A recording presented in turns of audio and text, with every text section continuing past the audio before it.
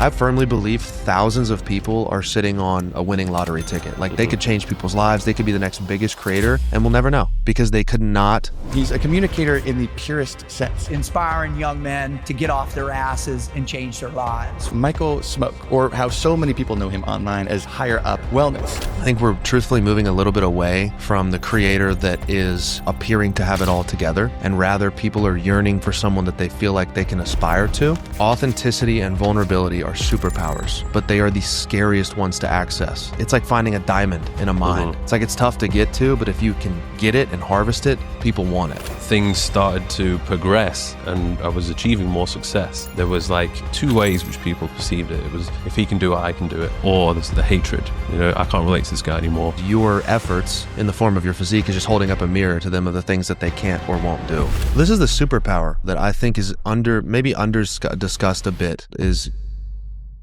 Quick pause, guys. I need to tell you something.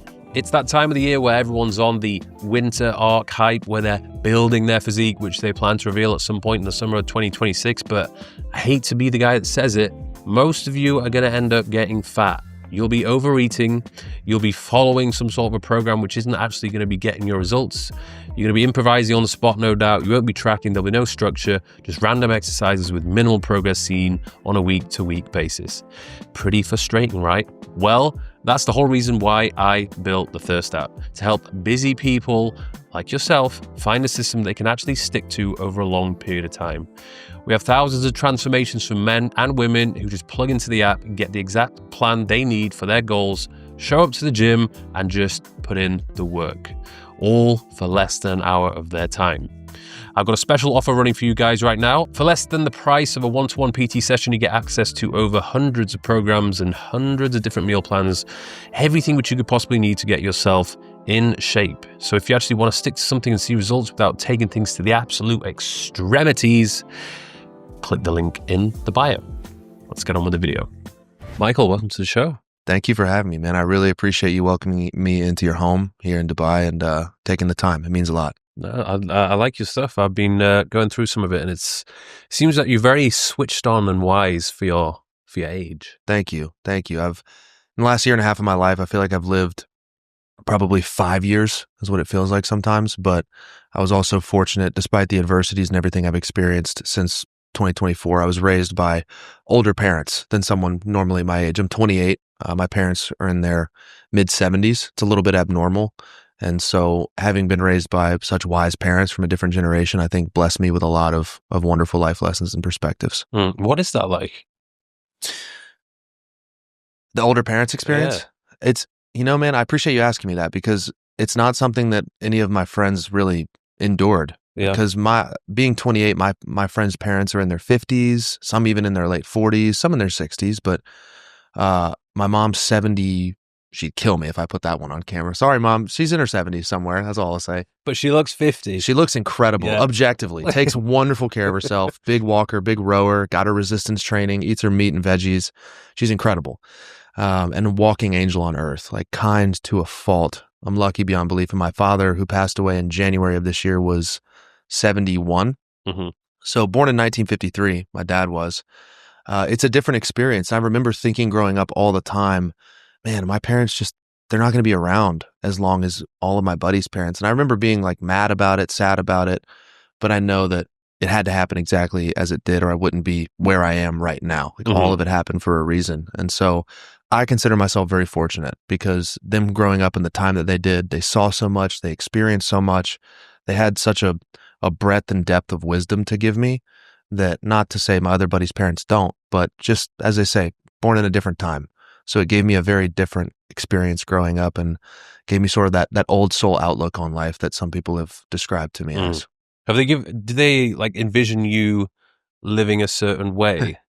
Because I know like usually the older the generation is, the kind of less in tune they are with the current state of like modern society. Yeah. So they try and push you to be like, oh, you should be a doctor or something. They never pushed me. And I come back to so often how lucky I was to be raised by such a rare combination of parent in terms of older generation per se. You would think more conventional, more old school in their ways. But in reality, they were incredibly open. And all they did was shower me with love, and they wanted me to be successful in anything that I chose. Like my dad used to always say, it's your life. I can't live it for you, but I'll be here if you fall down. And he really let me go fall down. He let me figure it out. They both did. And I knew how lucky I was when I got into this space and started talking to some of the other creators and learning about all the parental friction they experienced trying to leave the conventional way. And so I was in corporate for 4 years, did well in that. And when I finally had the social media thing start to take off and earn a bit of an income from it, I mentioned that I was considering quitting. And I'll never forget, the only thing my dad said was, you've landed on your feet and everything else you've ever done. Why would now be any different? And that was that bit of love and was all the last bit of trust that I needed to take the leap on this 2 years ago. So it was beautiful, man. I was incredibly lucky. Where is home for you? Atlanta. Well, I say Atlanta because people know Atlanta, but I grew up in a smaller suburb of metro Atlanta, about 40 miles northwest of the city. It's called Kennesaw. Fairly big suburb out there, a big town, but that's where I grew up, and then I currently reside in the city of Atlanta. Okay. Yeah. So you rate it? Should I visit? Yeah, it's an okay city. I think you should visit. I think you should experience it. Great food, wonderful people, a lot of diversity.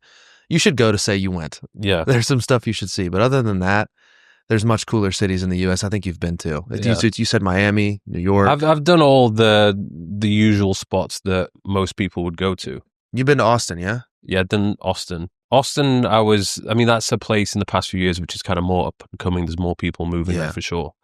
LA, a lot of people ask me what I thought about LA, and I feel as though that was a place that has had its day, kind of. It was the spot to be maybe 20, 30 years ago, but there just seems to be just a bit of a decline. Like there's been, for me being in Dubai, and I see how much they reinvest and try and make this place like the best city in the world.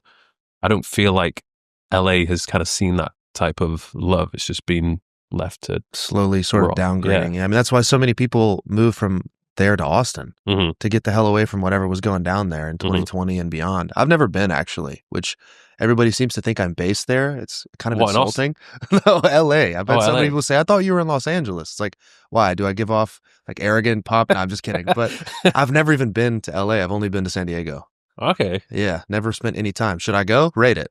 Should I go? Yeah, I think you need to go. I think like travel's one of the best things you can do. And especially the good thing about America is you really do have everything inside of the US. Like I understand why people don't leave, because that you get all sorts of different climates and scenery, and you got the beach vibe, you got the city vibe, right? You've got like the colder vibes. It's it has everything really. Yeah. And I think one thing that I do like about it is it does definitely have the entrepreneurial spirit. Like a lot of people I come across when I go there are like really on it. In LA? In just in America as a whole. Yeah. If I compare it to the UK, the US is a lot more positive and inspiring in terms of being the place where, okay, if you want to make it, you can make it. If you want to work hard, you'll get rewarded for that. And there's lots of other people to network with. The American dream. Yeah. Yeah. I mean, it's very much real and alive. And I've been fortunate to travel more in the last year and a half than I ever have in my life. A lot, for me at least. And in January, I'll be putting all my stuff in storage and going nomadic for a bit. Going to drive through the U.S. and then maybe spend some time overseas, maybe come back here. But it's taught me a lot about the diversity and the kind of people you encounter, but also what I have to be grateful for. I mean, I didn't understand just how tight Europe is, where you can drive 45 minutes and be in a different country. And in America, you can drive for 15 hours and be in America. And Georgia's unique because I live in the city. If I go 2 hours north, I'm in the mountains. If I go 2 hours south, or 4 hours south, I'm at the ocean. And I'm still in Georgia. Bit rare for a state. So yeah, I take it back. You should definitely come. Yeah, I think definitely in the summertime, you should do the whole Euro trip thing. Yeah. Because everywhere, most places are within a 3-hour flight. Yeah. Yeah. And you can see a lot. We did Spain, Ibiza, Mallorca. Yeah. And then backpack through an archipelago in Norway called Lofoten, which was insane. And then we went to Stockholm. So that's the only places I've done in Europe thus far. But it was an incredible experience. I'll tell you what, man, I don't know if I ever want to go back to Ibiza. Oh, really? Yeah. I love that place. Don't say that. I know you do. I know you do. You say that because you had too much of a good time and you're like, I don't want to go back there. Yeah. Or that's exactly right. Yeah, I remember walking out of high Ibiza, and I went, oh my God, the sun's coming up. Mhm. And there was a beautiful sunrise on the beach, but I remember thinking like I need to go to bed and get my life together a bit. Yeah. But it's a blast of a place. We were also front loading that trip, 2 days of raging partying into 7 days in the islands backpacking. So it was not smart. Logistics were brutal, but what am I saying? I'll probably go back. Yeah. It's become a place where I can go and I can actually fully chill and unwind without feeling the need to go out and get absolutely off my face. Probably because I've done more than my fair share of that in my 20s. Right. And when you get into your 30s, you can't handle it like you used to be able to handle it.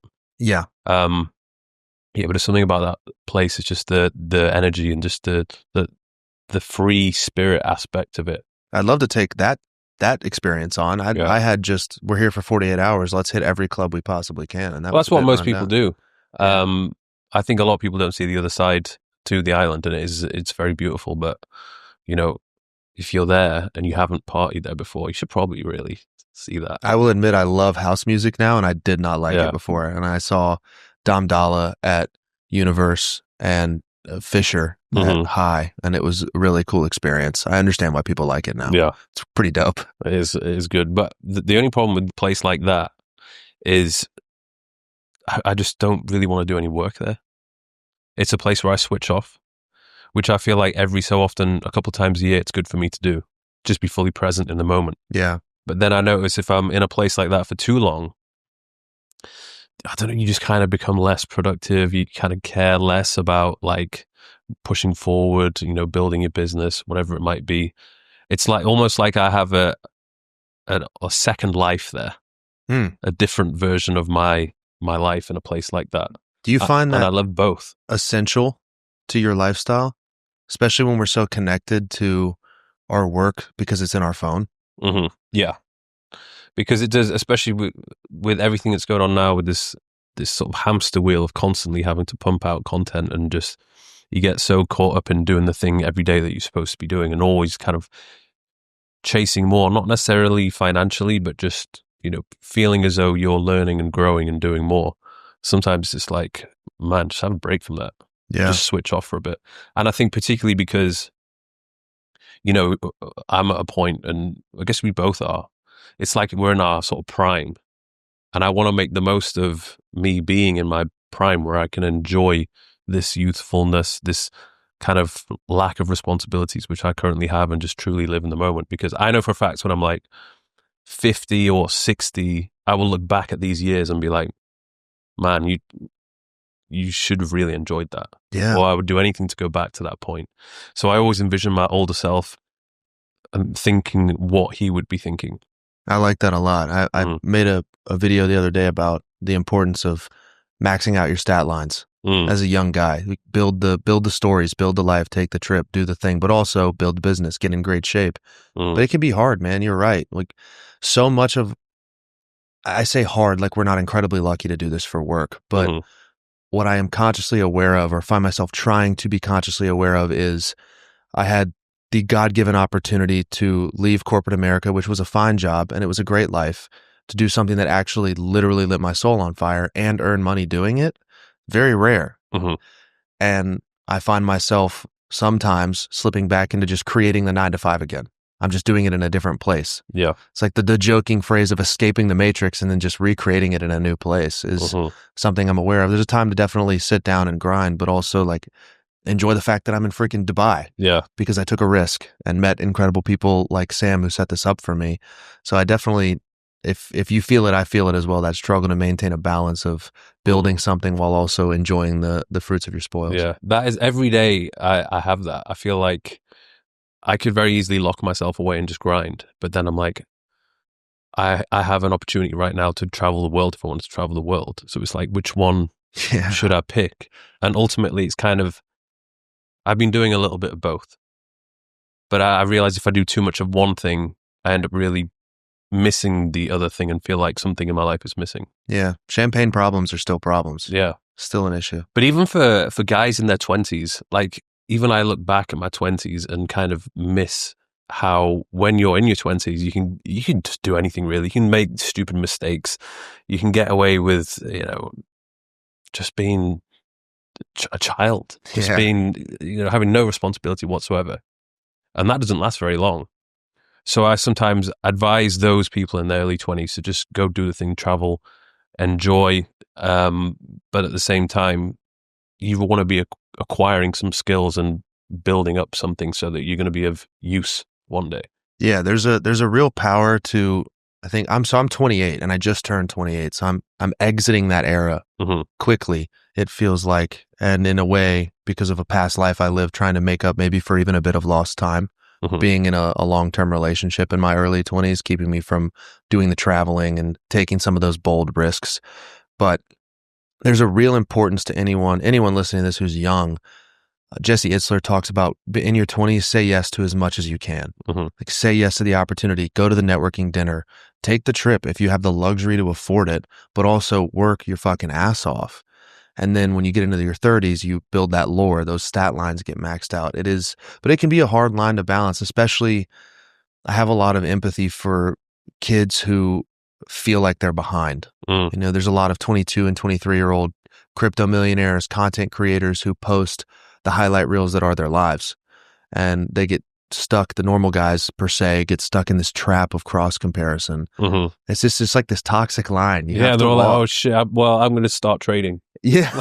Yeah, like, no, slow down. You don't need to lose all your savings. Yeah. Relax. And I don't have the answer for them except for, I think the thing that has kept me grounded is one, a lot of worldly struggle, but staying really tapped in with God and trusting that discernment and that pull where I feel called to go, whether it's I feel called to lock myself in and go monk mode, or I feel called to take that trip and act like a fucking kid for a week. Yeah. And just listen to that. And if it doesn't make sense, scripture says like, you do not know what I'm doing now, but soon you will understand. When I feel that little voice or that pull, I just listen to it, whether I understand it or not. And I think that's what helps me personally ride that line between self-development, balance, not comparing too much, but being aware in my life. Yeah. If that makes sense. Yeah. I think early 20s is definitely difficult just because you're still so young. You haven't quite got the experience or gathered the wisdom where you can be at a point where you can teach others. There's very few people in early 20s who can be like, I'm a person of authority and I'm going to teach and educate people about this. Because anyone who's older than them is just like, you're still a kid. And I could see the frustration on some of the younger guys who actually are pretty smart and they've developed these skills, but they just don't have the life experience. So they're like trying to get into these roles or become online coaches or whatever it might be. And people aren't quite taking them seriously. So they're like, well, what should I do? Yeah. And that's unfortunate, man. I got hired into a company out of college that I was the youngest guy in the company by 12 years. I was 23, leaving college. I did a victory lap. It took me 5 years. It's supposed to take 4. University in America, whatever. I had a good time. And ended up getting a really incredible job at a corporation that paid me more than I deserved and gave me more responsibility than I knew what to do with. But that ageism was very real. And it wasn't, I felt that. I had to prove myself. And there's a degree of paying your dues. And I think the antidote to that for young guys is acting boldly and frankly, for lack of a better term, having balls. Yeah. Understanding the laws of power, understanding the dynamic of the difference in talking to someone like you in their mid-30s who is an authority or even just a mid-30s guy that they want to help, and understanding how to navigate that authoritarian dynamic of age, but also knowing when to dig your heels in and say no, I got stones and I know what I'm talking about. That's, I think, how you earn the respect of people, sort of playing the politics game, if you will, of working with older people. And eventually it worked for me. But if you want to be taken seriously, you got to pay your dues as a kid. It's like being a rookie in a sports team. And you eventually eat shit for a bit. Yeah, you got to eat shit for a bit. Whether you have the knowledge or not, you got to just be the greenhorn. Yeah. And you'll get through it eventually. But it can be tough, man. We live in this world that is so obsessed with only showing the high points of their lives, these creators. And I think we're truthfully moving a little bit away from the creator that is appearing to have it all together. And rather people are yearning for someone that they feel like they can aspire to or relate to. And that's where I believe for most creators, what I tell a lot of the creators that I talk to or just know or just DM me and ask is authenticity and vulnerability are superpowers.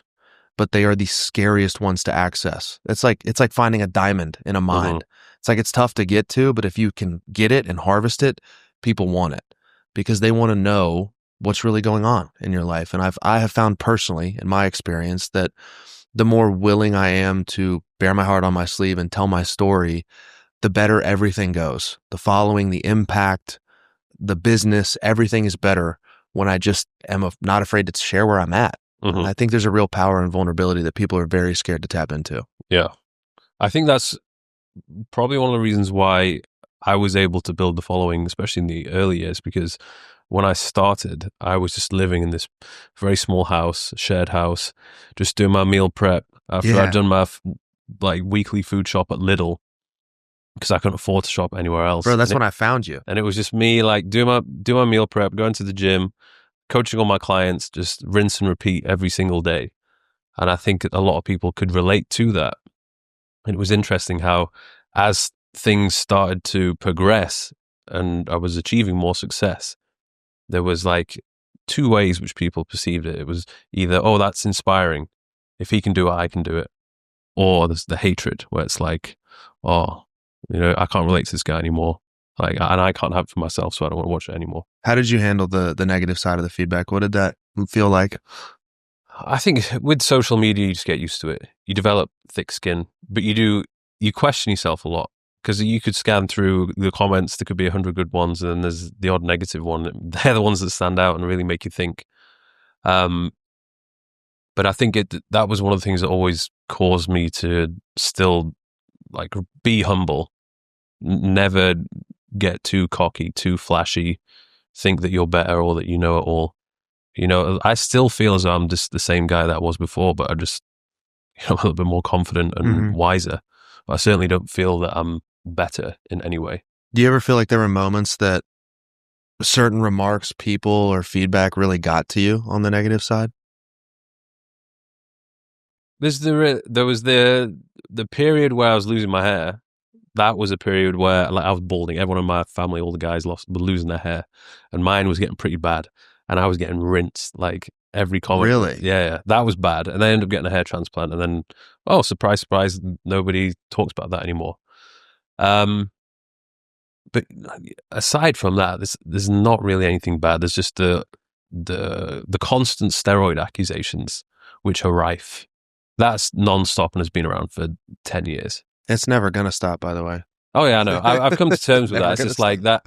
If people have a certain belief about you, it's very hard for you to change their mind. Even if you were to supply them with concrete evidence, be like, look, it's actually what you believe is not true. They'll be like, no. They'll find a way to ignore that.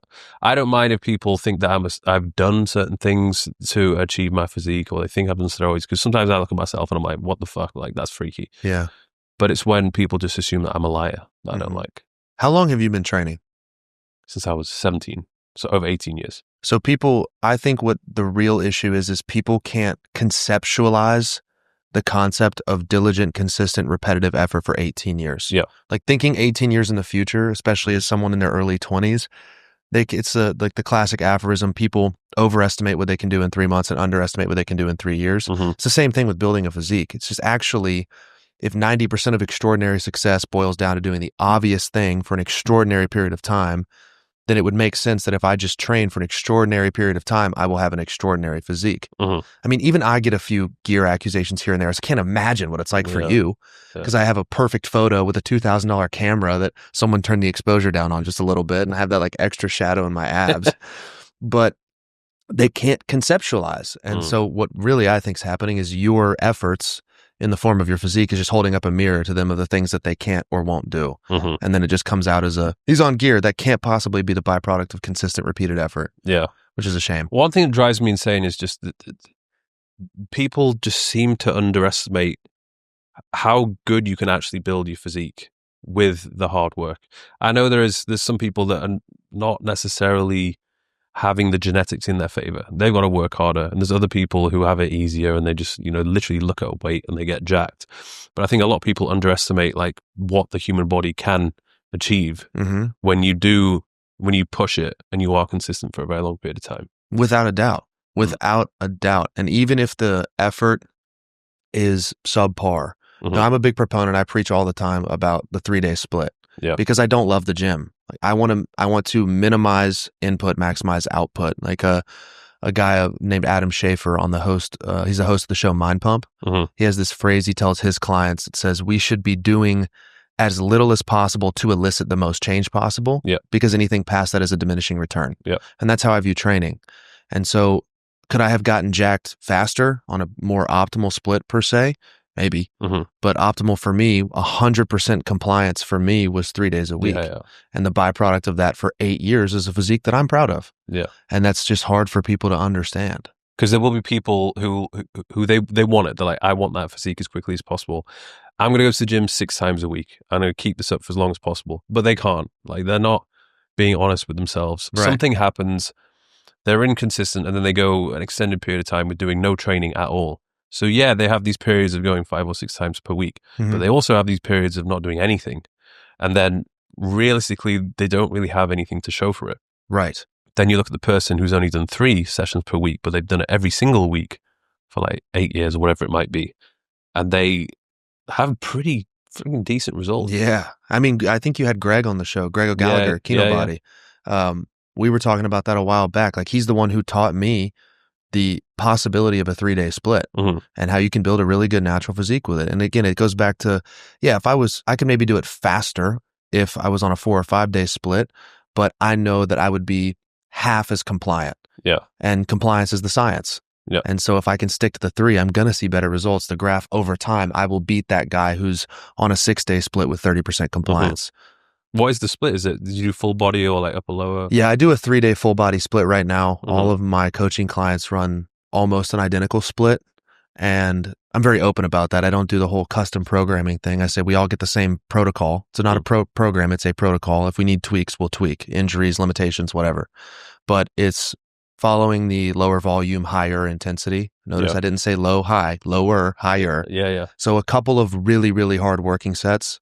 I'll do 1 push, 2 to 3 sets to failure, 1 pull, 2 to 3 sets to failure, 1 leg, 2 to 3 sets to failure, and then 1 accessory.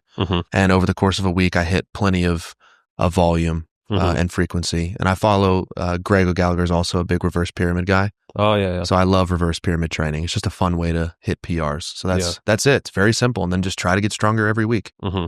What do you do with the nutrition side of things, especially when you're on the move a lot? Yeah, I mean, because traveling and literally moving a lot, because I'm in and out of consistently marathon preps. I ran New York 2 weeks ago, Austin in February, and then the London Marathon in April. So that becomes harder. You're full-on hybrid athlete then. yeah, you could say that. I prefer a guy who runs and lifts. Yeah. Calling me an athlete is certainly a stretch, but I do enjoy suffering through running. I really don't enjoy running, but I certainly give up aspects of my physique 100% being natural in doing that. Like, I can tell I'm a bit smaller, I'm a bit flatter when I go into marathon prep, but for me, it's just about not overcomplicating anything, man. For me, like food wise, if it grew in the ground, grew on a tree, or had a mom and dad, that's 90% of my food. Anything else, cheeseburger, a cocktail, a cigarette after a cocktail, like it's all fair game 10% of the time. Yeah. And outside of that, I'm mindful of my calories in terms of staying around maintenance, sometimes a surplus because of the catabolic effect of distance running. And of course, mindful of just protein. But you know this, when if you tracked for years, I don't need to food scale anything. Yeah. I'll be relatively close, just eyeballing and eating out. And it's really easy in a place like Dubai where there's a lot of different international cuisine, but most of the Middle Eastern food is just high quality meat, rice, and vegetables. I don't really have to think about it when I'm on the road. And that's always home base for me, somewhere where I can get that variation, and then I'm good. Yeah. I always recommend for people who are, if they're struggling and they can't seem to lose body fat, I just tell them, just track. Yes. If you've never tracked before, just learn the art of tracking. It is boring and it is a pain in the ass. And to be honest with you, if you're using apps like MyFitnessPal, I don't think they're really that accurate. It's very hit and miss. Yeah. So it depends if you're the type of person, if you're making all of your meals, just look at the nutrition labels and just spend a bit of time writing it all down and adding it up.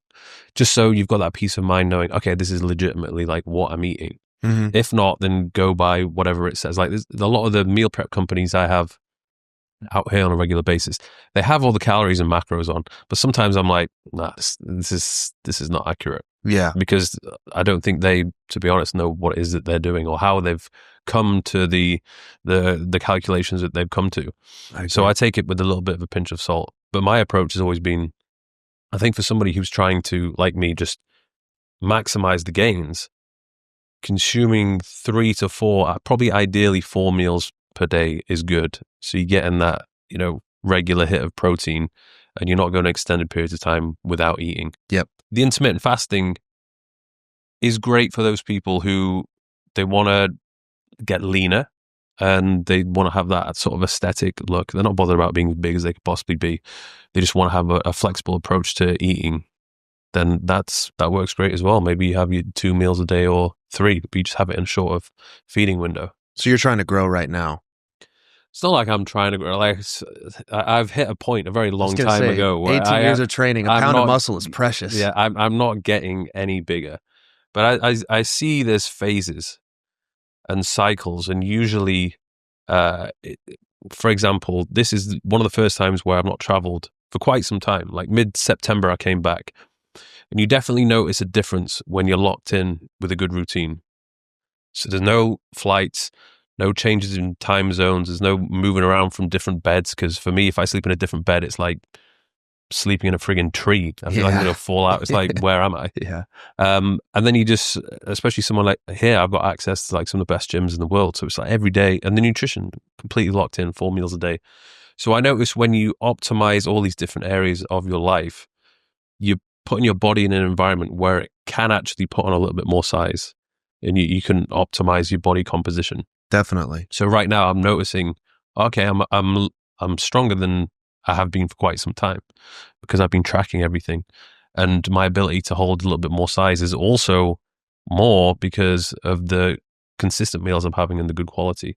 The moment I travel and I go, especially if I'm having fun in Europe over the summer, I usually have 3 meals a day. So that's 1 less meal. And then some of the gyms are very questionable. I don't even have the ability to properly overload on certain machines because they're just not state of the art or whatever it might be. So I still look good, but it's like just this reduced capacity of what I could be. Right. So I guess, is it fair to say that training at your level, you may wane a bit when you travel, put on a bit more fat, maybe lose a bit of size, and then you dial back up to that top of the threshold when you're able to be home for a while. But you're sort of teetering in that window, just being an advanced lifter. Yeah. That makes sense. But it's not like I have a goal of being bigger. And if anything, like right now when I'm a little bit more on the bulky side, I guess there's some guys and even some women who are like, you're pushing it a little bit too far now. Like you're looking a bit too big. And I'm like, fuck, that's a good problem to have. Yeah. And I'm like, maybe I should dial it back a little bit, which is very easy to do because all I would need to do is just restrict my calories a little bit, or maybe even I could have an extra day off from the gym, only go 4 times per week. Well, this is the superpower also that I think is discussed a bit in the fitness world, is getting in really good shape, getting really strong, building a ton of muscle is a bit hard until it isn't. Yeah. And then you hit this level where, we know per the research, you only need 2 working sets a week to maintain what you have. So yes, it can be it can be simple to build muscle, but not necessarily easy. It's an effort. And once you get there, however, you can travel and eat a bit more liberally because you've already built a really strong foundation of the home. And then you can dial back in these seasons. But it becomes a very intuitive thing for someone like you. Yeah. When in reality, it's an art form that is lost on so many. Like I know so many people that they don't even understand why there's a nutrition label on that. They don't know what a calorie is. And it's something we integrate into every part of our lives that a lot of people have a very low level of awareness around. It's a bit concerning. Obviously, we're seeing the byproduct of a lack of caloric awareness in America. Yeah. It's in the form of obesity. Yeah. But I think being calorically aware, I agree. Everyone should track for a period of time. Like, yeah, it's a pain in the ass, but it's an extra 15 minutes a day, realistically. And then you have this awareness that so many people will walk through their entire lives without, that I think truly is powerful. Yeah, it's something which, when you do it for so long, you almost take it for granted about how much you know. And this is experience from myself, and then back when I used to train my clients back in the day. It just seems so obvious, but then it really isn't. No. Like for people who have mastered their craft, they'll try to talk to somebody about the subject which they've mastered, and they're kind of like, how do you not understand this? Like, Yeah. it's so obvious, but it really isn't. And I think that's down to, it'd be good if there was a little bit more education about it in school, or people had to. I think one of the problems is there's an abundance of information, and a lot of it isn't necessarily true, and it's quite conflicting, especially on social media. Like, the things which end up getting the most traction and go viral or get shared usually get shared because the person who is talking about it or doing the demonstration looks great, but the level of qualification isn't actually that good. Mm-hmm. They've just managed to get themselves in shape, or they're genetically very gifted, and they just say whatever they want to say, and then people are like, okay, well, he said that, so that must be true. But the advice is not to generalize, rather shit. Yeah. A lot of the times. Yeah. It's typically polarizing people who look good and have a bit of a negative tone. Mm-hmm. I find negative content to go very viral, or something that can be perceived negatively, can be inflammatory, if you will, to be really, really hyper viral. And it's a shame. And that's part of why I started. The content was, number one, it was passion. Content for me was like a cathartic release. I had this thing I was obsessed with that no one in my life really cared about, except for one best friend who I brought here with me to Dubai. He's my brother. Shout out, Will. I love you. But it was like he and I tapped in at the level like you are, just a true love for what we do. And not everyone wanted to learn about the neuroscience behind cold exposure or caloric deficit. And I thought, fair. But outside of creating because I wanted to create something and just get that out into the world, it was seeing all of that bad information being so popular and seeing how many people were so confused. The amount of people who think it is truly not an option to be really fucking fit, but also like your life is, I would argue, probably the majority of the average person. Because when you hear, oh, I got to get back in the gym, I got to start cleaning up my diet, they treat it as a got to and not a get to, as an obligation and not an opportunity. But I consistently lean, consistently a high level of muscle, as are you, and then we live a really objectively fun life to someone who is overweight or not. So that's where it comes back to, I believe fitness isn't about suffering, it's about raising awareness around calories, around how training works, around how our bodies work. And if you can give that to people, which I think is something you do well, is you're not inflammatory, you're very calm, you're very stoic in your delivery, which makes you easy to listen to, and you are yourself. Like, I think I'd honestly deem you as one of the originators of, like you mentioned, that content style of, this is just my life. I'm going to do this whether the camera's here or not. If you want to sit down and watch, sick. And the style of content, which you still do, like, it hasn't changed, day in the life. And it's obviously improved objectively in quality as you've gotten to be a pro at it, but you bring people along for a ride and give them a sense of not only information and value, humor, but I think we live in a world where people want to feel connected to something because people have never felt more alone despite all the technology. And like, I've seen comments on your videos and other videos where it's like, I feel like I'm in the room. Yeah. I feel like I'm there. And you do a really good job, I think, of bringing people along for the ride, which opens them up enough to learn about these things from you. So kudos. Thank you. Of course, man. How did you get started with the content creation process? Because you're going from obviously this corporate environment where you probably, I assume, you were never on camera and weren't really posting anything, to then taking the leap and being like, oh, this is what I'm going to do now. That's funny you say never on camera. I've actually never thought about this before, but I was on camera all the time in college. Don't clip that. Really? Yeah, frat parties, eh? Link in bio. No, I graduated from a very unique program at university. So I graduated from my business school at my college, Kennesaw State. And normally within a business school, you have marketing, finance, management, even entrepreneurship within the business school degree. So I don't know how it works in the UK. Is it similar? You have like the business school, the medical school, nursing school, law school. What age? That would be like 19 to 22. Okay, so that would be university. Right. This was college, university. Yeah. But usually the universities have everything in one. Okay, so what would your degree be in? Did you went to uni, I went to Newcastle University. So in the city of Newcastle, there was the Newcastle University in Northumbria. So they were in the same place, but they were separate universities. And I guess they each had their kind of pros and cons. I did economics and business management. Okay, so is that within the business school? Yeah. Okay, Yeah. same idea. Yeah. So my major within the business school was called professional sales, excuse me. It was literally the psychology and business of how to become a salesperson. So we would sit down like this on camera with a room of people watching the video, judging us on our ability, sounds crazy out of context, but judging us on our ability to sell. So building rapport with someone, how we communicate.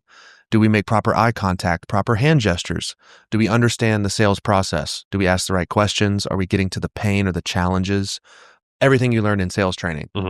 So I was on camera for 2.5 years being graded by people. So I was comfortable on camera, and I just made that connection now. That's good. Is the best decision I have ever made. Yeah. Like hands down, I use what they taught me every single day. It was all communication, public speaking, human psychology. And so, I mean, it would be every single day I was public speaking, like get up on stage in front of 50 people and talk, whether live or on camera. And so I built a callus around what is so many people's number one fear. Like, did you know that in many surveys, the number one fear for people is public speaking ahead of death? That's fucking wild. Because there's this weird primal part of our brain that like the eyes on us and the possibility of rejection and being cast out. Judged, But if you can build that callus, you can do whatever you want. And so I was so blessed to be in that program and be on camera a lot and have that fear of being perceived just totally knocked out of me.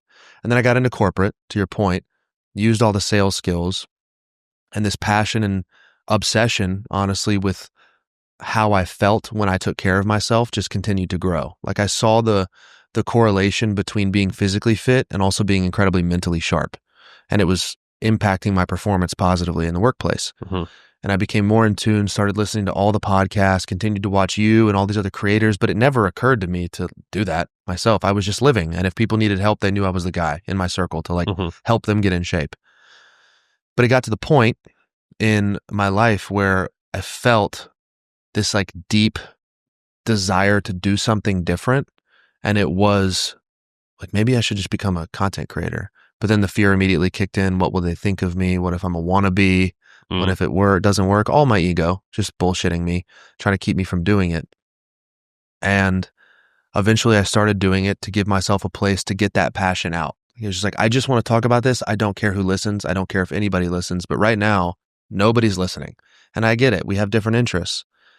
And through that process, it blew up much faster than I ever thought possible. Like I made my first video on TikTok is where I started, March of 2023. Started Instagram in June, quit my job July the same year. So it took off very fast. I started making money very fast. You weren't even on Instagram? No. I think I only had like 10 posts on Instagram when I started. Wow. So it was TikTok. Much more peaceful time than you. Before I found out about sometimes like, fuck this, get me back in corporate. Yeah, dude. Before I found out that what the wild west of an Instagram comment section is, holy shit. TikTok's a much more policed place that way. But that blew up very quickly, and I took the risk per se. It was not a risk. I took the jump and became self-employed through content in July of 23. And so I was doing it alongside corporate pretty much the whole time. And funny enough, I started a new job for 15 days. I worked for them for 15 business days before I quit to do TikTok full time. And the CEO of the company was a former American Special Forces guy, and he does a deep dive on everyone before they get hired. And when I told him I was quitting, he went, yeah, I knew this social media thing was going to become a problem. That's all right. I wish you the best. So I was like, I know you stuck your neck out for me and I quit 3 weeks later, but I appreciate the vote of confidence. Yeah. And the rest is history, man. It's just like God has blessed me beyond measure with the way that this has grown, the rate at which it's grown. And I don't deserve any of it. And I'm just trying every day not to squander it. Going back to what you were taught with the sales training, that's such an important skill. The public speaking thing, because if I realistically look back at my life, I was trying to put that off for as long as possible because it wasn't comfortable for me. I think it was until the age of maybe 25, but there's a few times where I had to be on camera because I was getting interviewed from doing like a bodybuilding show. Yeah. And I remember just being so uncomfortable and watching myself back and be like, wow, like that needs some improvement. And then I realized, there's certain times in your career where you're kind of at a bottleneck and there's something you need to do in order to get to that next level.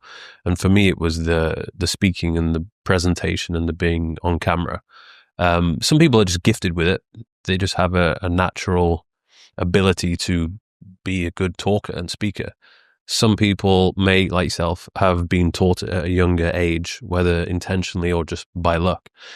But for me, it was something which I had to force myself to do. Like around mid-20s, I'd just buy a camera and just talk to it, watch myself back, cringe, do it again and again and again and again, and just put yourself out there. God, I'm so glad you said that, dude. Yeah. The concept of people look at me now and they're like, "Oh yeah, well you were always like that." It's like, no, man. That's what you said. Watch yourself cringe, repeat. That is the barrier that most people cannot cross. Like they will literally compromise the possibility of an incredible life. I firmly believe thousands of people are sitting on a winning lottery ticket. Like they could change people's lives. They could be the next biggest creator, and we'll never know because they could not silence their fear of being perceived. But in reality, like the pro that everyone looks up to was once just a curious amateur and was terrible. Like you when you started, objectively not a good speaker, but you just keep doing it. You keep doing it. And that is the simplest yet biggest crux I see in people that can't take off. That is exactly what I tell people that ask me for communication tips. It's like, well, first step, set up the camera and let yourself suck. Yeah. Probably 100 times. And then you're going to get a little bit better. Yeah. And it's just people have a hard time conceptualizing doing that, man. There's also a skill of being able to articulate your thoughts. Because if you are the type of person, maybe you're more introverted or you just don't talk that much, maybe you're a writer, or maybe you just don't express in any way. The first few times that you're trying to articulate what you're thinking, it can be quite a difficult thing to do. Yeah. And I notice even for me, if I go through periods of time where I just I take a break from making videos or social media, or even like there's periods where I would not do any podcasts, I get rusty real quick. So I like to keep it going, as not necessarily as frequently as I can, but I need to keep doing it often enough so that it's, I'm still good with it. Otherwise like even with vlogging, for example, if I'm in a routine where I vlog, I hold a camera and I talk to it every day and I'm going around and I'm documenting, very quickly you get good at that. But then if you go extended periods of time of just not doing that, if I had not made a vlog for a long time, or maybe I'm used to somebody else holding the camera, you kind of forget how to do it a little bit. You're a bit rusty.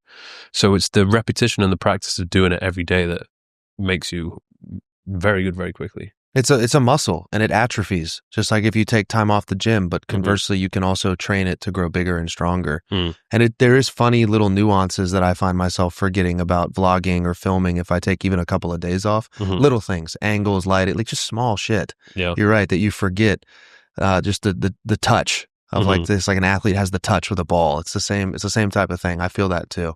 Do you have advice for people when it comes to communication, but they are trying to speak in a language that isn't native to them?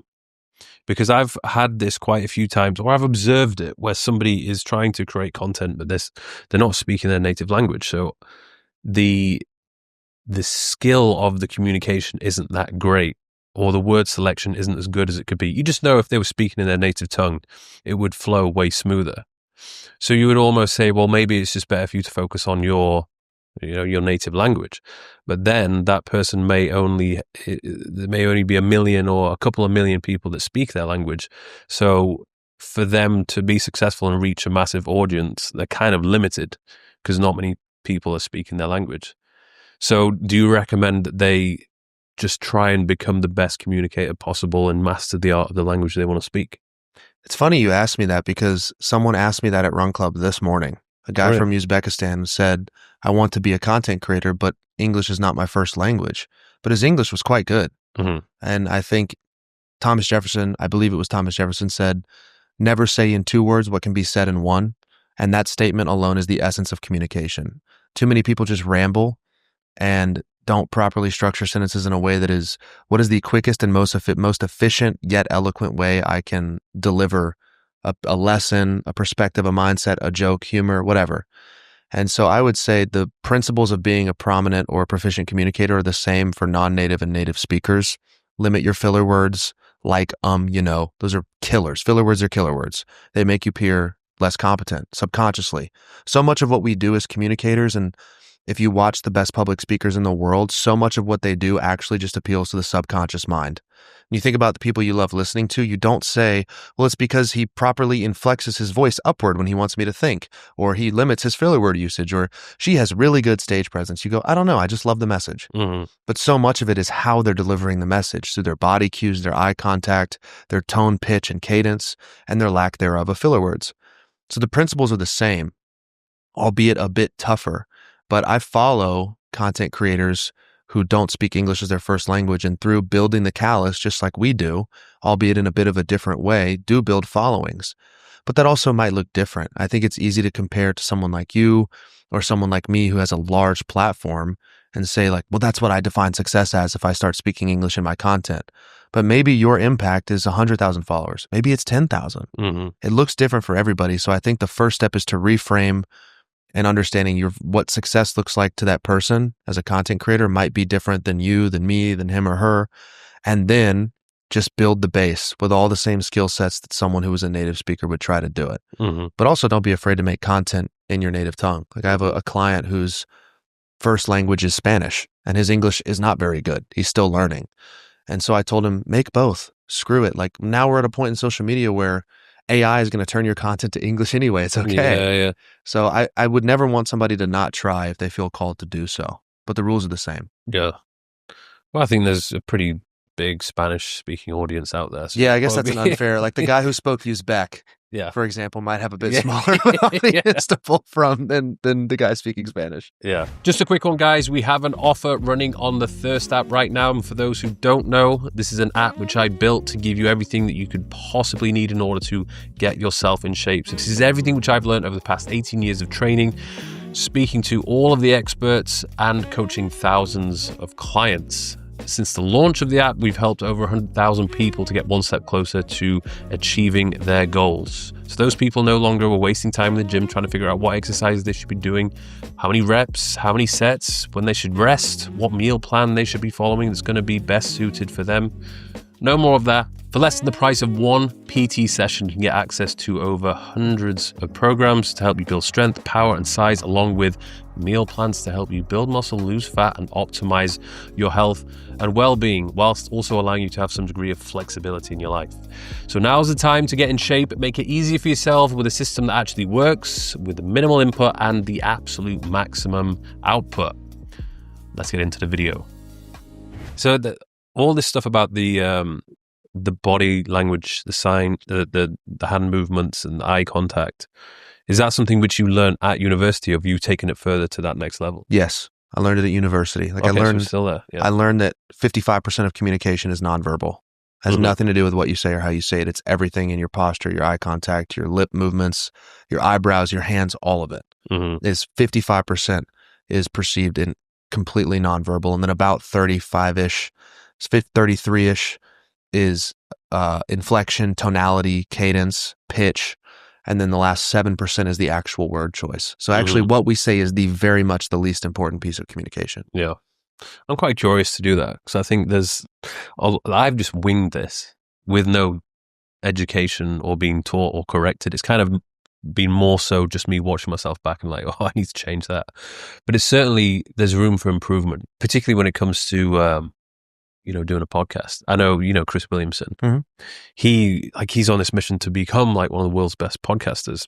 And he went and did all this extra training he would even like warm up his vocal cord. He said he did this. He warmed up his vocal cords. What, you think Chris was lying? He said he did. Yeah, before like doing a podcast. And he's done all this extra training.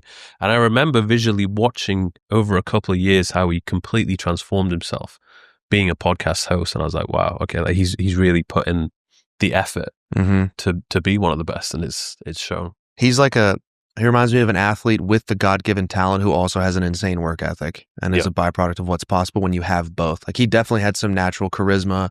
He obviously has the curiosity bone that I think is inherent in many people, the ability to ask the right questions. I think that's God-given, but then you can tell that he's put legitimate measured training into it, like you would on a gym program. Yeah. And it definitely shows, and obviously what he's doing. And I got a lot of inspiration from a recent video he put out in regards to his health struggles that he's been I dealing watched with. that one, yeah. Because I've been doing the same. Like I've been going through it the last year or so, and I've kind of hit a breaking point, but I was scared to talk about it.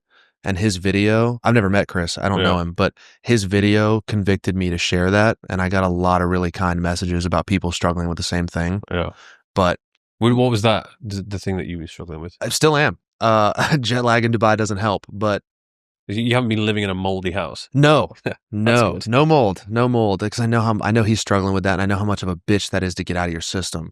But I have been dealing with effectively the same set of symptoms for, I want to say like close to 2 years, and it's just gotten worse despite good blood work. So sleep, it's hard for me to settle into sleep and get tired every night, but very hard to wake up. I'm talking peel myself out of the bed.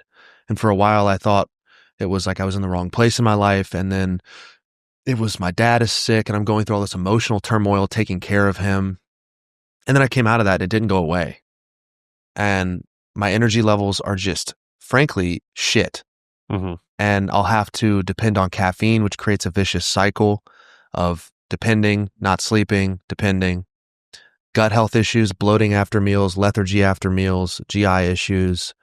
And it just came to a head where I realized, like, I'm 28 years old and people perceive me as the healthiest guy they know. And I feel like fucking shit all the time. Why is this happening to me? And seeing Chris's video, he said something in there to the effect of, to many people, I outwardly appear extremely fit. Because he does, he's jacked, good skin, looks healthy. He said, but inwardly I'm suffering. And not to be dramatic, like I get through the day and I can lock in when I need to, but I think I've become so comfortable with operating at what is probably 60%. And the blood work's not telling the story. My blood work is good. I think part of it is this endurance training. I was telling Sam and Stefan last night on our way to dinner, I don't think I've taken a full week off of running in 3 years. And I don't think that's good for me. How frequently are you running in the week? Frequently. I mean, right now I'm running like 40 to 50 miles a week. Oh, yeah. But I mean, it wasn't always like that. But I haven't run less than, let's say, 15 or 20 miles since 2022. And I think I need to take a period completely off running. But then I've got the marathons coming up and the things I need to do. So it's a battle, man. But I'm tired of it. And so I appreciated Chris for sharing that because it helped me give myself permission to do the same thing. It's funny how I would go through the comments and see what everyone's opinions were, and largely very positive. But then there were quite a few people who were saying that this is all self-induced because he's working too hard and he's too stressed out and all he needs to do is just take a bit of a break, which I think it's a lot more complicated than that. Yeah, he has liverworm, mold poisoning. Fuck off if you think it's working too hard. You're probably not working hard enough if you have time to comment on his YouTube that. Sure, there's something to running yourself down, but also like there's a huge spiritual and physiological component to his men being in pursuit of something. That's what he is doing. That's what you are doing. That's what I'm attempting to do is like testosterone actually elevates. Dopamine actually elevates when we're in the pursuit of building. That's what we're literally biologically designed to do. So I would argue what Chris is doing, albeit maybe with structured periods of rest, is better for his health. And it doesn't have as much to do with tearing him down as it does building him up and giving him a sense of purpose. It's like what most men need and are lacking. So to that, I say wrong. No way. How was Whoop helped you sleep? Dude, like I said before the show started, I'm the CEO of the Yellow Recovery. It's like I'm the worst ambassador ever. Like you don't want to see my scores.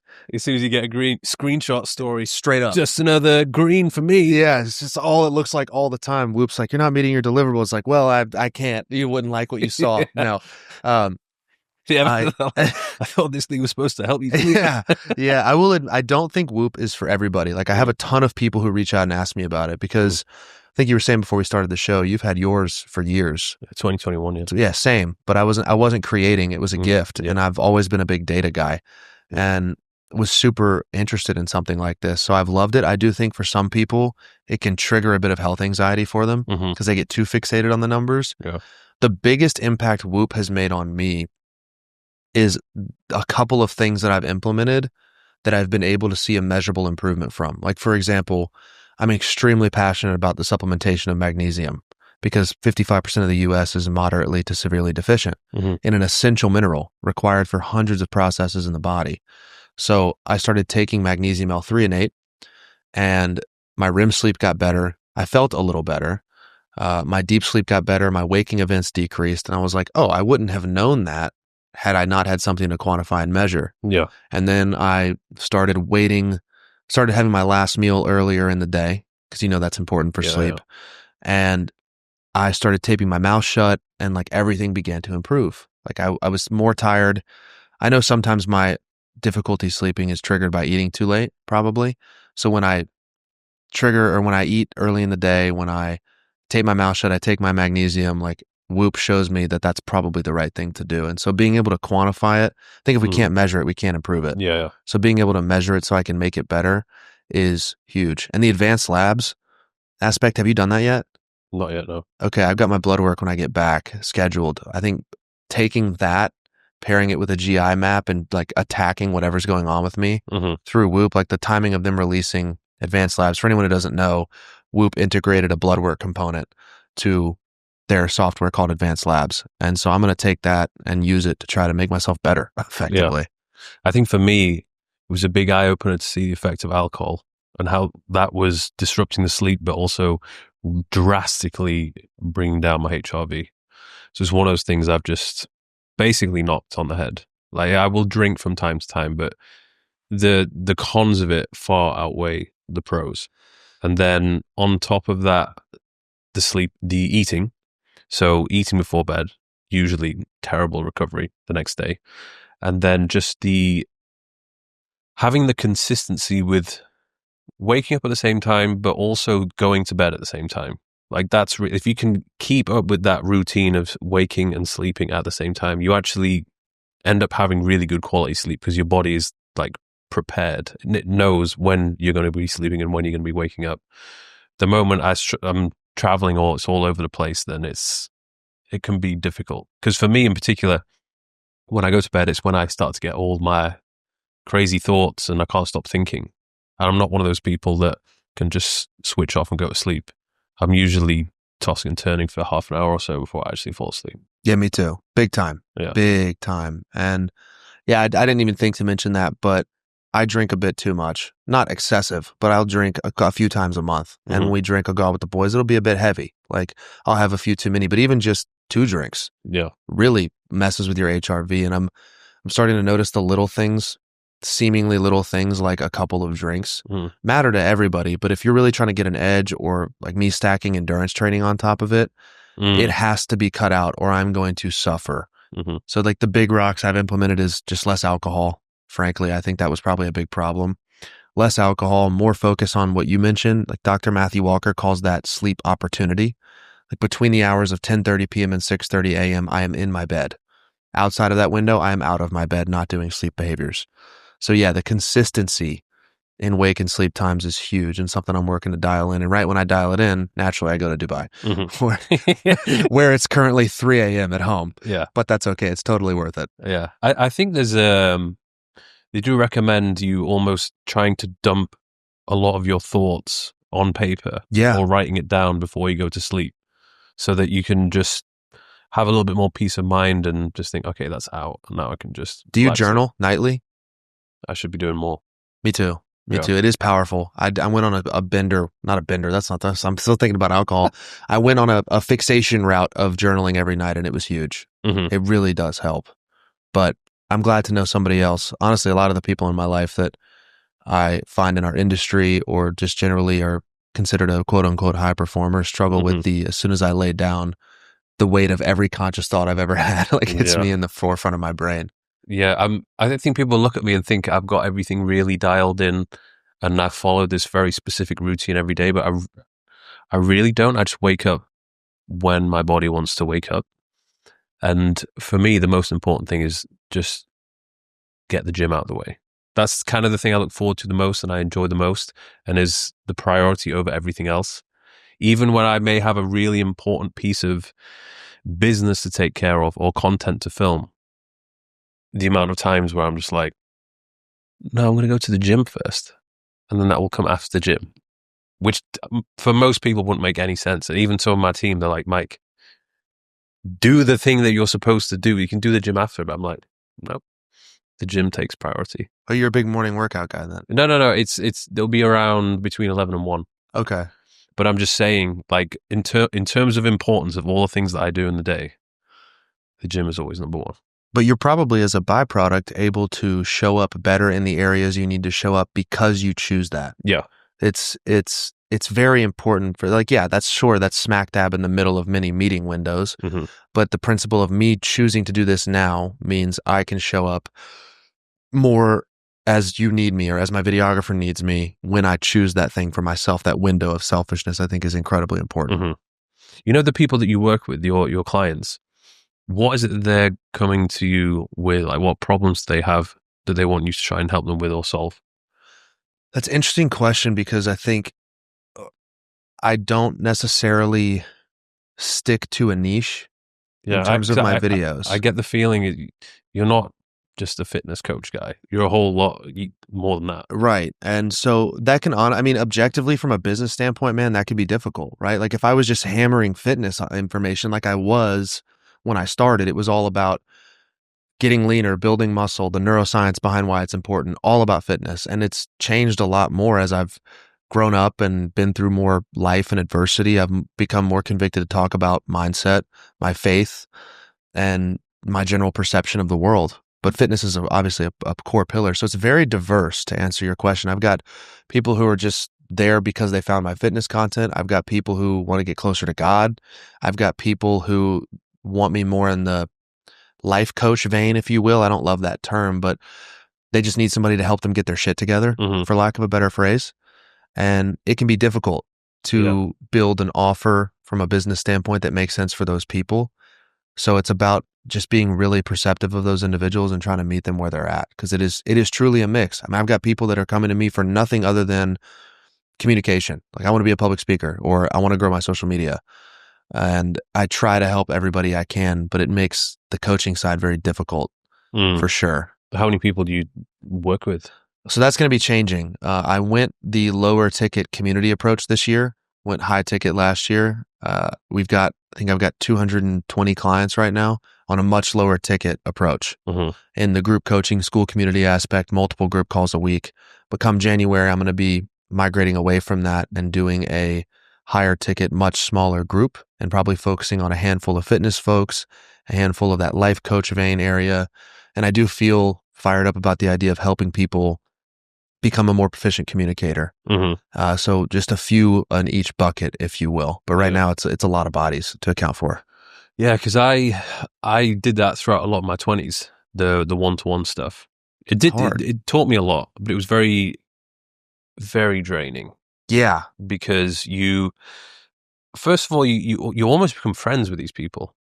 Like they actually look forward to speaking with you. And then the conversation, which was supposed to be all about the training and the nutrition and getting them to the physique they want, it was going off in all different directions. It was like a therapy session. So it was kind of cool. But then after each call, I was like, whew, because, you've really given everything you can to them. And then it's like, okay, yeah, we got another call now. And then another one, and then another one. And it started to add up to the point where I was like, I want to have a break from this. But it's something I've toyed with going back into, but then trying to figure out, well, what is it that people need help with now? And what can I offer them? And what do you feel inspired to help with, where you could really show up the best? What is that for you right now?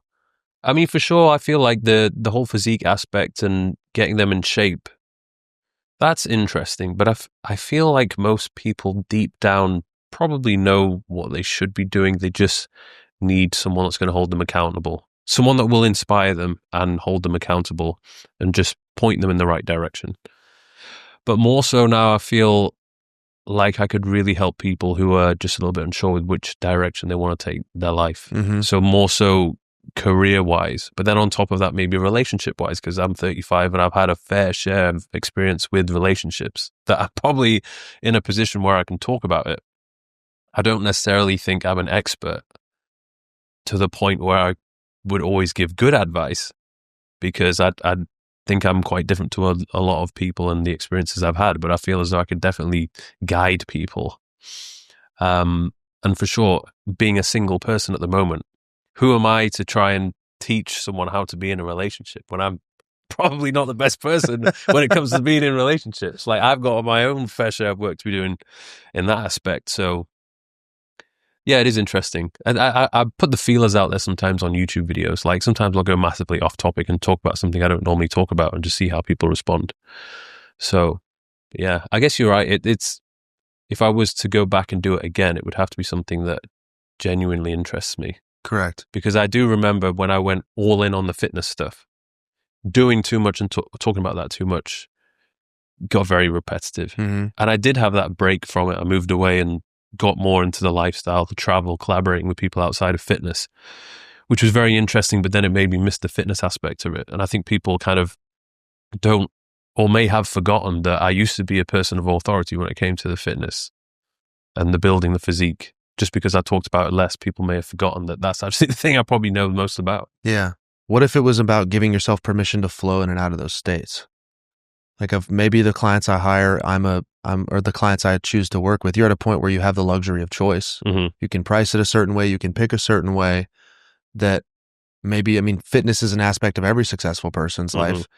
Having a good relationship can be impacted by someone's physique, because that'll also impact the way that they think and how they're perceived. And I think it's all one big combination of things. Like, I think if you're going to work as a life coach, help someone with relationships, fitness is an aspect, mindset is an aspect, faith is an aspect, like self-help is an aspect. It all blends together. I think fitness is always the first bridge. Mm-hmm. Once you clear the physical vessel, you become curious about what's beyond those things. And so for me, it was about the clients I'm going to work with. There's probably going to be an aspect of our agreement that I help them with their fitness.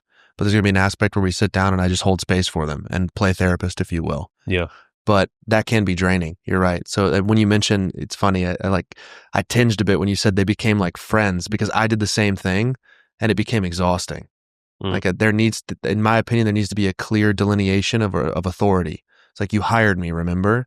Because in my experience, I've found clients overstepping the boundary of coach-client relationship in multiple different ways, and them getting angry when I stopped reciprocating, but it was because I allowed the boundary to be crossed. Yeah. Does that make sense? Is that an experience you had at any point? Yeah. So what are you doing now? Is there a coaching offer, or are you full-time with content? It's the content. I have the app, which is low ticket. Right, you got the low ticket app. Yeah, so that does good. But there's always the option to bring it back if I need to. That's if I want to, is the question. So yeah, we'll see. Well, I think you're in a position in the space, the industry, who you are, where you can be, for a few people, if I can be presumptuous, like, for a few people, the person they need to go to be a certain way. So for example, you mentioned how when you go to the gym, you show up better in the other facets, in the meetings and the stuff that doesn't necessarily fire you up or light you up, or even you'll vlog better because you got your training out of the way, you feel sharp. I have a coach that I work with. He's not really in the fitness. He's not a fitness coach. He's not even a life coach. His name's Kian Lagi, and we've talked about this, he and I, and he was like, I was talking about how good things have been going and how energetically I feel very aligned. And Kian was like, because when you come into this space, you don't need to have, do, or be anything. You can be masculine, you can be aggressive, you can be pissed off, or you can be like softer, more receptive. I think for men specifically to really be who they want to be and show up powerfully, they need a space where they can be feminine, submissive, receptive, learn. For me, that's like my relationship with God. And then sometimes stepping into that space with Kian is like just expressing my emotions, or getting, venting, if you will, and him just creating that space. And then because I've had that soft area where I can be a bit more, I guess, not so strong, or how people perceive me on the internet, or how my clients perceive me, I can then show up far better in that vein. And I think you could be that person for many people. Not saying you should or have to, but I think that's how a lot of people perceive you. I think guys would appreciate you holding space for them and giving them direction on a place they might feel lost, because that is nature and energy wise. It's a feminine to masculine exchange, right? You stepping into a man's space and saying, this is what you should do. You're sort of leading them in a way. But I think a lot of dudes really, really need that. And their perception of strength is like, I just have to be macho all the time, and I can't be emotional. I can't cry. I can't be upset. I just have to like go, go, go. And then they have a mental breakdown. So not saying that's what your offer should be, but I do think a lot of men and people in the space like could see you as that guy if that was somewhere you decided to go. Well, especially when you get to the position where you do have a following or people look up to you, whether you like it or not, you kind of have a responsibility to be a good role model. Yeah. And there is in this world a lot of very questionable role models who are preaching the whole, this is how to be an alpha male. Yeah. And it's like, well, not really. That shit's dumb. Yeah. And it's the same thing for women. I think women probably have a harder time. I think there's far fewer really good female role models out there, because I feel like a lot of the really smart, intelligent women who have great things to say usually have this fear or just this unwillingness to put themselves out there and say what they want to say. The ones that aren't afraid of doing that usually don't have the best message to spread. That's why on this podcast, I like to speak to the women who, in my opinion, I think are good role models, because I want to platform them and get their message out. Yeah. Not OnlyFans girl, for example. What's your experience been like with podcasting? In terms of being a guest or interviewing people or what? Because you have your own, don't you? Being a host. About 75 to 80% of my episodes, maybe more, are solo. Okay. So I do the 20 to 45 minute just talking head, sort of a Huberman style podcast where I just talk into the camera. Interviewing people I will do for just someone I'm genuinely curious about and genuinely want to have a conversation with. I've been very fortunate in terms of having good experiences. Like it's always on having a great guest, someone that's willing to engage and talk and be sort of in flow, rather than, like we were talking about earlier, ask, answer, answer. There's always 3 or 4 things I really want to hit, but I don't write them out. I don't script them. I just have them on a little bullet list by my sort of notebook right here by my eyes, and sort of like probably you do on the computer there. And I just try to hit them. And if the conversation goes somewhere completely different, beautiful, because that's probably where it needed to go. And I just trust that feeling. I've only had like maybe one where I was like, damn, that was disappointing. Like that's not how I expected that to go. Yeah.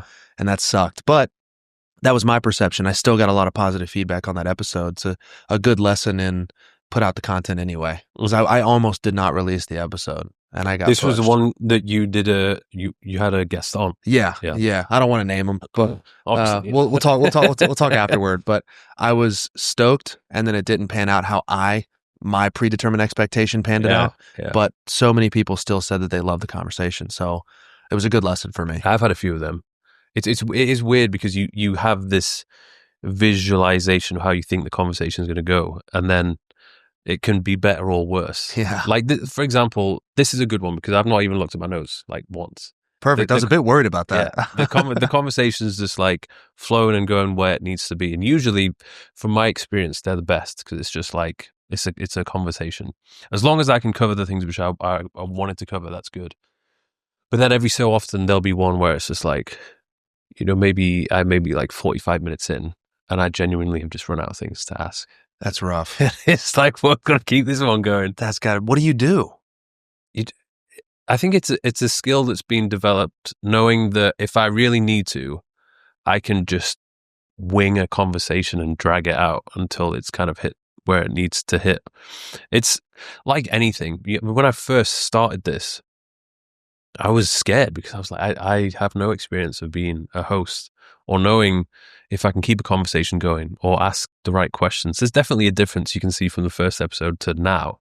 And it's a good feeling knowing now I could go into an episode with no prep and just wing it. But there's always going to be, you will come across as being more confident and more intellectual if you have done the prep. For sure. Especially when it's a guest that is an expert in a field that you really have no idea about. If it's something to do with fitness or something I'm really passionate about, it's easy because I'm just genuinely curious and I at least know a little bit about it. But for example, sometimes when I have like traders on or crypto people, I'm like, yeah, I know there's some very good questions which could be asked, but I don't understand how it works enough to be able to really ask those good questions unless I prepped beforehand and I've literally just written it down.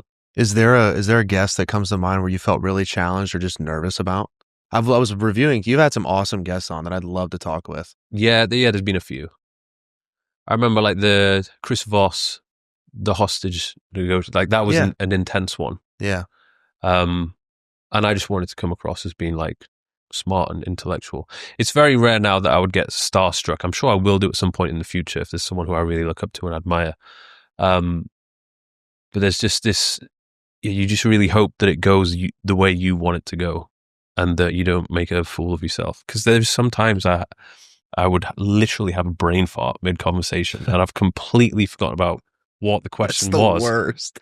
And then I'm there just thinking about the awkwardness of the situation. And then I just don't say And then you're totally out of it. Yeah. You're like, shit, I'm not in this moment at all. I can't even recover. Yeah. That's happened a few times. Luckily not that often, but it has, there has been a couple of situations where it's like, ooh, this is what I really didn't want to happen and it's happened. But yeah, I think now I'm definitely much better. Yeah, man. I mean, I think this has been an incredible talk. It felt just like a convo. I kind of forgot the cameras are rolling at a few different points, which I think is all you could ever hope for. Yeah. I think there's a time for that value-based interview structure conversation. It's like, I want the audience to learn. And then there's podcasts that I listen to just because I want to listen to two dudes shoot the shit. That's what I think, despite what so many people think of him, Rogan does really well on both sides. Yeah. Like, he interviews the guys like Peter Attia, Andrew Huberman. He asks questions that I go, I would have wanted to ask that. Yeah. Like, that's a real skill. And then there's his episodes with all of his boys, and I just like feel like I'm in the room listening. And it's just nice on a car ride. Yeah. And there's a beautiful line that I think you do teeter well, frankly, that you do teeter really, really well within information, value, and just banter. And it's not easy. It's not easy to do. No. Yeah, because there's some guests who will have on, and I want to try and get the good side of them out, like where they're cracking jokes or whatever. And I would crack a few jokes, and then they're not having it, and I'm like, oh, okay.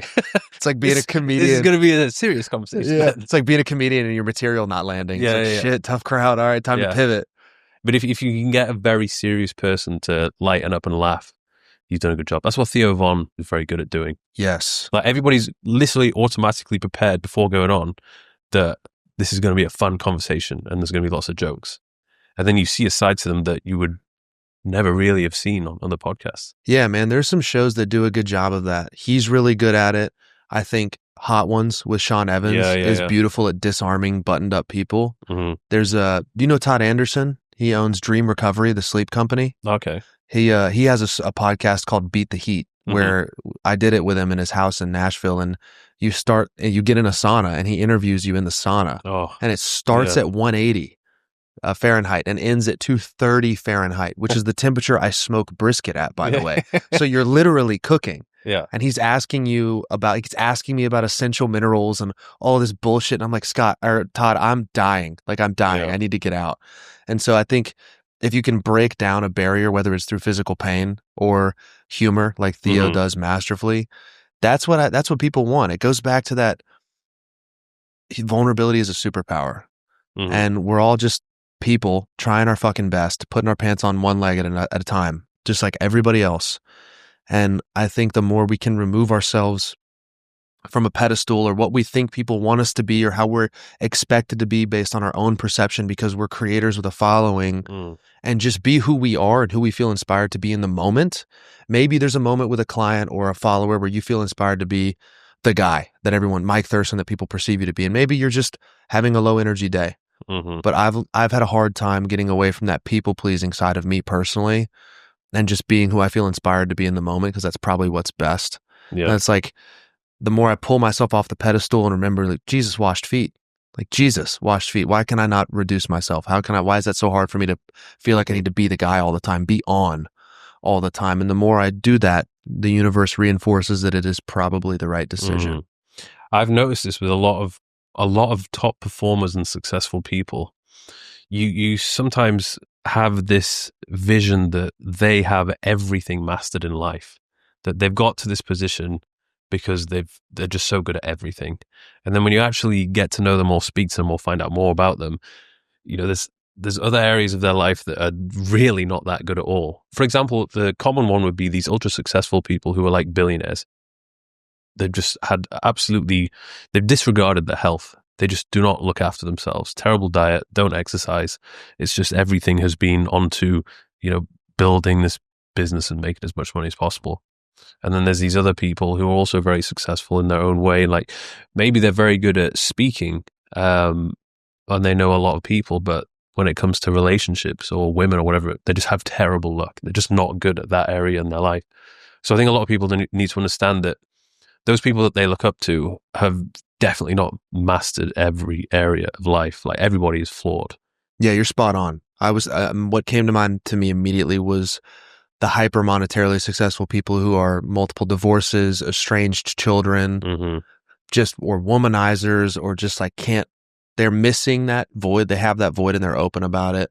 Or, another thing I've noticed is there's this great video. I wish I could credit the person that made it, about how he saw and met a lot of young millionaires. And these are his words, not mine. He said, a lot of really wealthy people I've met are dumb. They're idiots. But they just tried stuff, because the smart person sits and plans and thinks for months before they act, because they think they have to have it done and perfect, or perfect before it gets done. Meanwhile, the dumb person's tried so many different things and they're too stupid to realize, oh, I failed. Let me get that hit on my ego. They just keep going. Yeah. I say all that to say another correlation I found is that actually some of the most successful people I have ever met that appear so put together and are put together and smart, they actually admit, like, I don't know what I'm doing. I just keep trying things and things stick. Like, there's a great quote: if you want to be a successful entrepreneur, you have to get really comfortable with putting out something 60% done and then iterating. Yeah. Because that's the only way it gets better, is if you put out something that's not great and get better at it. Build the plane as you fly it, if you will. Get the feedback. Yeah, exactly. Yeah. What's your journey been like with discovering your faith? Because this is something which, I don't know if it's just me, but I feel as though I am noticing and observing more people turning towards faith and religion.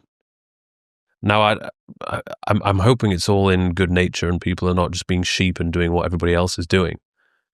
But I'm curious to know what your journey's been like. Sure.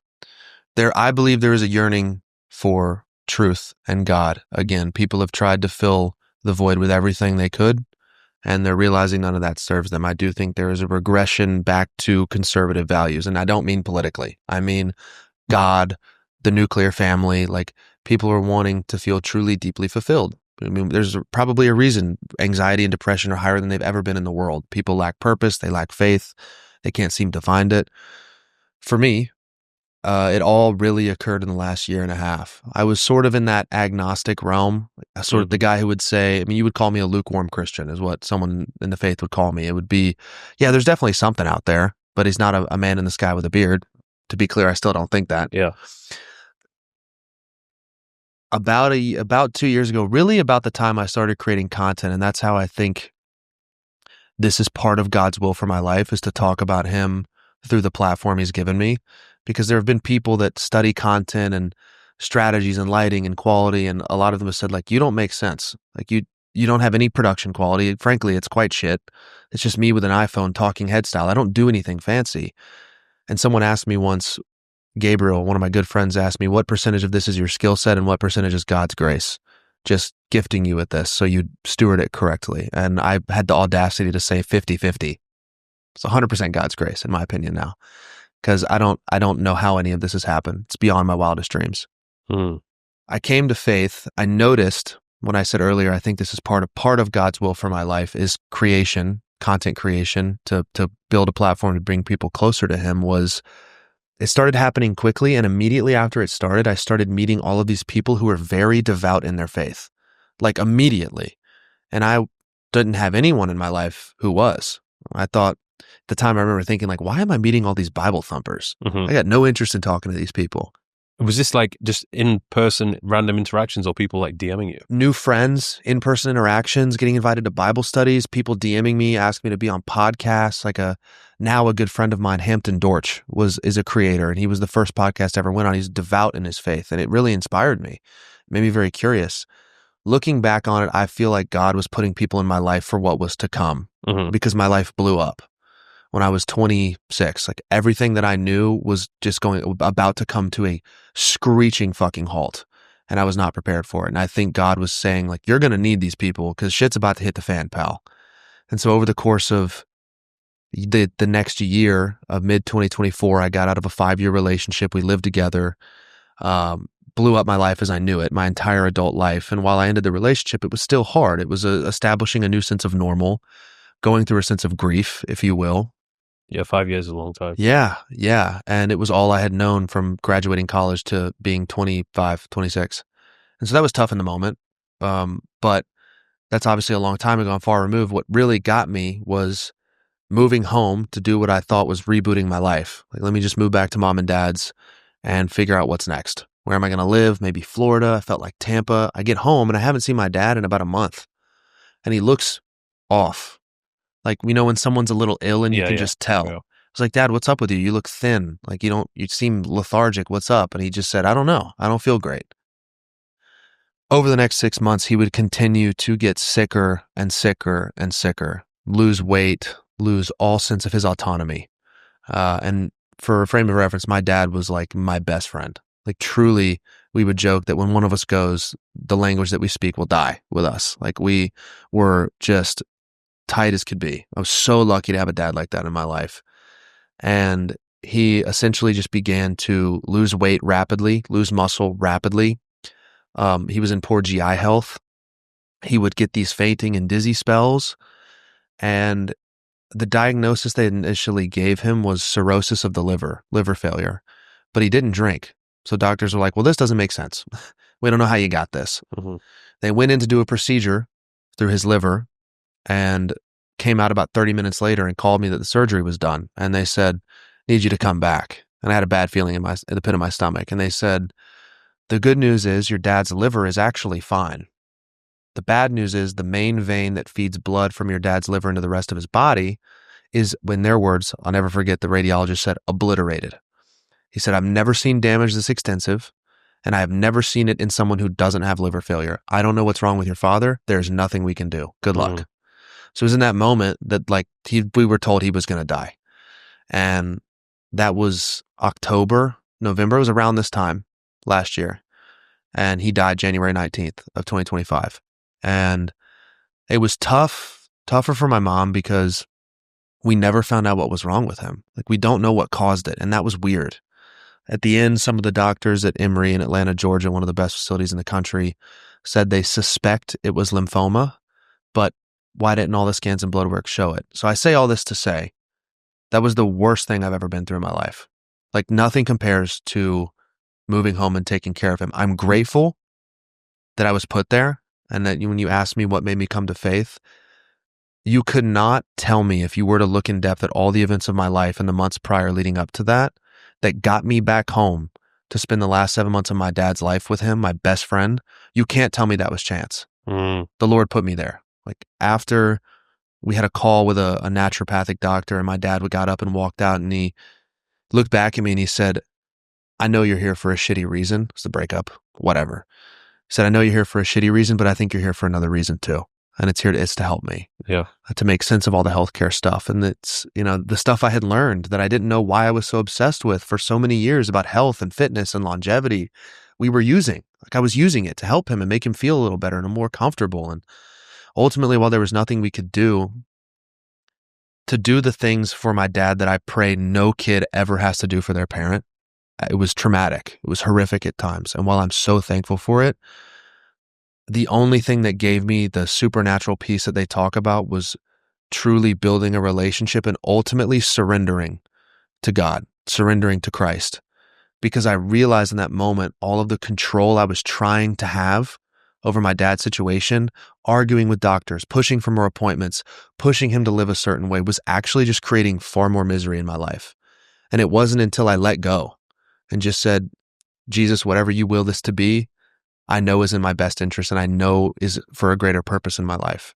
And I let it go. And that was when I stopped having all the breakdowns and having the chronic emotional fatigue, and I felt the supernatural peace that they talk about. And I was able to do the hardest thing I've ever done in my life, which is get up in front of 300 people and give my father's eulogy. Like, I remember growing up knowing that was going to be the worst day of my life. And I got through it. And I got through it because of that surrender, because of the relationship, because of the people that he put in my life, the relationship with God, I should specify, because of the people he put in my life to disciple and carry me through that. The men, there are some really special people that came into my life at a time that I know was God ordained, just like legitimate earthbound angels. And now I see it for what it is. I always loved the quote, and I don't know who originated it. You have a laundry list of problems until you have a health problem. Yeah. And then you have one problem. I saw it. I saw a man who had every sense of autonomy and identity stripped from him, who I loved so much. And I understand so deeply the impact, and my conviction around that being one of my core messages in my content has only grown. I see it now for what it is. It's given me so much more credibility and conviction in helping people understand how key that is. It's like, if you are sick, you care about nothing but being well. Yeah, but people get really religious when they get people start saying thank God when they've never said that before, when someone's healthy again or when they're healthy again. I find that so funny when we go through something horrific or someone almost gets hurt. The first thing out of people's mouth is thank God. It's like, well, did you? Did you actually?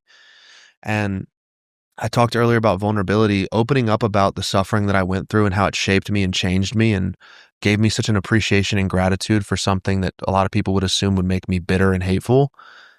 It has brought people closer to God. It has had people reach out and say, like, you have inspired me to crack open a Bible for the first time, or again, for the first time in many years. And there's a piece of scripture in the Bible that I love, that I reference all the time. James chapter 1, verse 2-4. It says, "Count it all joy, my brothers, when you face trials of many kinds, because you know the testing of your faith produces perseverance. Let perseverance run its course so that you may be complete and lacking nothing." I love that last line. What I went through with him was a gift, because I maybe didn't have as much time with him as some of my friends will with their fathers, but our relationship was so incredible that I would take that over a lukewarm relationship with him for 20 more years. Mm-hmm. And he said to me once, sitting outside, he had gotten so weak that I was just trying to get him out in the sun, and we were leaning on the hood of my car, just sitting in the sunlight, and he said, I don't know what possessed him to say this, but he said, maybe our relationship is so special because we knew we wouldn't have as much time as everybody else deep down. And it was like we almost had this deep knowing that this is how it was going to end. Mm-hmm. And maybe not specifically, but that I was going to have my father pass away sooner than people. So I say all of that to say the surrender, embracing the suffering, and understanding how what I went through brought me closer to God and has allowed me to impact and help so many other people is actually a gift. Yeah. The relationship I had with my dad, albeit for a bit shorter than I would have wanted, was a gift. I didn't lose anything. I found an incredible man that taught me how to be a man. If I'm half the man he was, I'll be proud. If I'm half the dad, half the guy, half the friend. I used to tell him, if you were a content creator, you'd have 3 times the following I did. He was truly special. Yeah. And I understand now that every bad thing that I go through, perceivably bad, count it all joy when I face trials of many kinds, because it makes me more complete, and ultimately it allows me to glorify God. And I think that that's a gift, and it gives me a sense of fulfillment that is better than anything I have ever felt. Mm-hmm. So I know that's a long-winded answer. I appreciate you listening. That was good. Thank you. For those people who are thinking about at least starting somewhere, what advice would you give them? With their faith? Yeah. Like, if people, you can say myself as well, like, I'm definitely becoming more curious about it because I've seen a lot of my very intelligent friends who've become successful. They've turned to it. I've also had conversations with people on the podcast who are, have very strong feelings towards this. And I probably am in that stage you were at, where it's like in between agnostics, where like it's not that I don't believe, but I believe there's something. And it seems more and more as I get older and I learn more, there's definitely something. Yeah. But what that is, I'm not sure. And I want to know more about it. Yeah. Everybody's got a God-shaped hole in their heart. Yeah. And you become more aware of it. I think sometimes success can breed the curiosity, like the success to the degree that you had that is so rare. Not to speak for you, but even in mine, I've realized like no worldly success has ever made me feel totally whole and fulfilled. No amount of attention, albeit from the opposite sex or not, has ever made me feel fulfilled. Mm-hmm. There's always something missing, and it's that God-shaped hole. So that's a great question, because it also is something that I think people don't get practical advice on. So I appreciate you asking me. What I did, what really worked for me, having people in my life that are way, way ahead of me in the faith. Like if I'm a rookie, they're a veteran, helped. But practically as an individual, what I've done and has always proven to be powerful time and time again, because I have times where I fall away and I need to lock back in.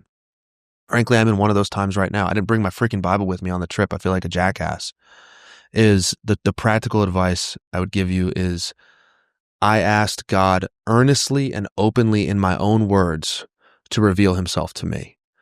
And I say that very intentionally. My pastor, Philip Anthony Mitchell, who's he's the pastor at the fastest growing church in the world right now, 2819, and fortunately is based in Atlanta. Watch some of his stuff if you have some time. He says, wring out your heart in prayer. He's very against the Christian who says, "Oh, Heavenly Father, thank you thee for the meal and the life you have given me." He's like, no. Wring your heart out. Like, say how you're feeling because he knows anyway. I'll curse in my prayer sometimes. Like I joke, I say I crash out when I pray. I don't mean to curse. I apologize in the prayer, but I talk to God like I'm talking to my dad because that's what he is, right? He's our Heavenly Father. And I talk to him like I would have been on the phone with Pop a year and a half ago. And those times I really want to call my dad. Like this show with you, this is something I want to call and tell Pop about. I'm going to thank God for the opportunity, but I'm going to talk to him like you and I are here chatting. And I remember the way that I said it, I said, "Big man, I know you've shown up for me in the past, but I fucking need something right now. I need you to show me something." And this was very recently. And he did. Through a person, some pretty incredible stuff happened that, again, you couldn't have told me was coincidence. So the first step is I would ask God to reveal himself to you openly, earnestly, and authentically. However that comes up. Don't filter it. Wring out your heart. And then what I did and what I would do personally is having a Bible is really overwhelming because it's like, where do I start? It's a big book. And if you start in Genesis, boy, is that a dry read. It's not the most exciting thing in the world. So every theologian, well-versed Christian that I've talked to believes you should start in the Gospels. Matthew, Mark, Luke, and John. The Gospels are the eyewitness accounts of Jesus and his acts while here on earth. It's also the telling of the tail end of his crucifixion, the book of John, and his subsequent resurrection. And like that there, I think is a really powerful place to start. Like the actual story of Christ walking the earth. And then after that, what I did was I went in order, Matthew, Mark, Luke, and John. I read just 5 to 10 minutes a day, even if it was just 2 minutes, like I opened it every day. There's a really interesting study called the Rule of 4 about people who read the Bible 4 times a week and how their life measurably improves in every positive metric and measurably decreases every negative metric. Separate conversation. But I try to open it every day, even for 2 minutes. I read that in order. And then after that, I read the book of Proverbs because, funny, you'll start to realize that book in the Bible is basically the root of every self-help book on earth. Every single one. It's kind of funny. The Bible is the ultimate self-help book. Proverbs. And then I read the book of Ecclesiastes. Very good entrepreneurial self-development, masculinity book. Awesome. And then the book of Psalms, which is a collection of prayers. Once you get through that, you can do whatever you want. Because I think you'll be different after that experience. And it's a case where you continuously go back and just reread. Yes. Yeah. I would say, like they say, the word is alive. Like the word of God is alive, and it pierces between flesh and spirit. And so, like, depending on where it is, a sword that pierces between flesh and spirit. That's scripture. And there are times in my life where, like, I read Matthew chapter 6 at Bible study last Thursday, and it hit totally. There are things that hit totally different than when I read it last year. And it's revisiting a story, and depending on where your heart and your spirit is, like your conviction about certain things will change. What you notice will change. It can truly, that's why people can study the book for life and devote their life to that book and be pastors, priests, theologians. So yes, it will absolutely changes every single time I read it. The word is alive. Yeah. Yeah. I think I definitely need to start. Yeah, man. I think things will start making a lot more sense. They will. Yeah. They will. But the first step is that asking of prayer for God to reveal himself to you, however you need to say it. Don't speak in old English. Be like, I need some fucking help, dude. Ye old mighty one. Yeah, don't speak in King James English. Also, get an NIV Bible, New International Version. Otherwise, that thing is dense and hard to read. That's what I would do. And I really appreciate you asking me about that. It means a lot. I feel like anything I can do to help inspire people and spread your message, because you're doing a very good thing right now. Thank you. And I hope it just continues to get better and better for you. Thank you, man. It's really, I must say, it's an honor to be here. I told you, I've watched you for a long time, for many years. I love what you do. I'm grateful for what you do for the space. I think you're an inspiration and a genuinely good person. And I appreciate your time more than anything. Where can people find you? Higher Up Wellness on all platforms, Instagram, TikTok. I have a podcast on Apple and Spotify and YouTube called The Higher Up Podcast. And that's the probably the best places to reach me. Awesome. Thank you very much. Thank you, brother. Appreciate your time.